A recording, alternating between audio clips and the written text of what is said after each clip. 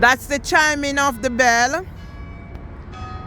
And I remembered my children, or my sons, were Cub Scouts. And that's another story to tell. But I'm doing this in honor of those who fought, in memory of the servicemen and women from Africa and the Caribbean who served alongside the forces of the British Commonwealth and her allies during WW1 and WW2. Remembering the forgotten, and I have a story to tell. And my story that I'm telling is about discovering that my head teacher's husband, my head teacher, Mrs. Eura Hewlin Welch, cousin of my mother, Pearline Louise Chambers Nemhard, actually fought in the war. Now, why were we not told those things? How did I make the discovery that Rizal Massey Welch actually fought in the war? I am a person who multitasks. So I had the TV on in the background. I was living down my first husband's home. Had the TV on in the background. I was doing some work on the computer when I heard this voice. And I thought, I recognize this voice. I thought I recognized this voice. And I turned around to look and see. And yes, the person I was looking at was Rizal Massey Welch. Yeah? They were ground force. Team was in Curfew Place, Mandeville, Manchester, fixing up the old people's home. And that's when, I wouldn't say it was a shock. What was more of a shock was the fact that this 6-foot-something man who I discovered there had fought in the war, was scared of a lizard.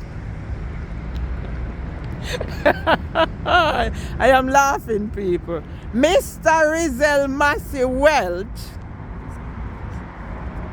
who fought in the war, was scared of a lizard. All right, take care. All right, blessings, brother.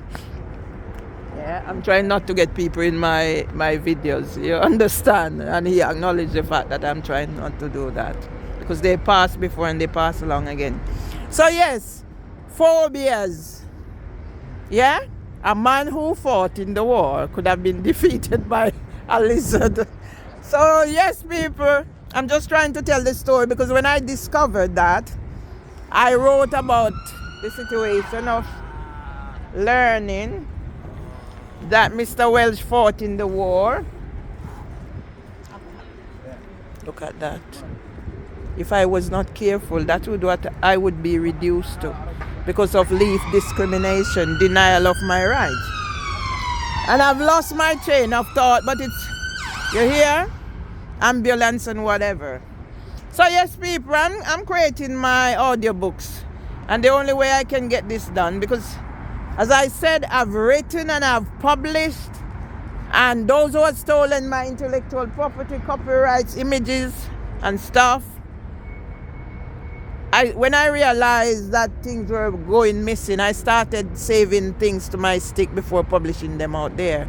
But somehow I need to get back what is rightfully mine. So this is the story of the soldier, Rizal, aka Massey Welch, from my district, who fought in the war, but we were not told. It was not part of the curriculum. My sons were Cub Scouts, and we knew nothing of that until I came. You see how they're whitewashing our history? And that's why I challenge Dr. Juanita Cox. Yeah? The many times I have contacted her and her flimsy, silly excuses. I met her at Africa Day in Southwark. Yeah? I've been in touch with others. Yeah? I learned that the Reverend Rose Hudson Wilkin grandmother and my mother are related. So I actually knew the Reverend Rose Hudson Wilkin, Auntie Miss Eula. And I spoke to Jakey yesterday. Jakey and Miss Eula were on an item. So I'll be telling my Windrush story and why the world will have to stand still and listen to the story of Mervyn Lee Myers and Arnold Ebenezer Tomlinson, who came to this country in 1956, February of 1956, and the way both of us are being traumatized. Yesterday we were at Croydon Magistrates Court. The Friday before, we got separated because of the racism and the hate crimes against us, or me. So we had to go to the Walworth police station for interview. Now I realize the whole street, Alma Grove, is against me. Why?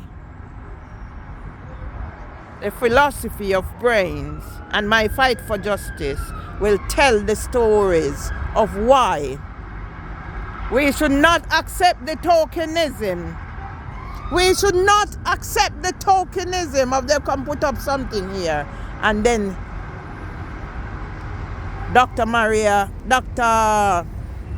Juanita Cox making a fool of herself.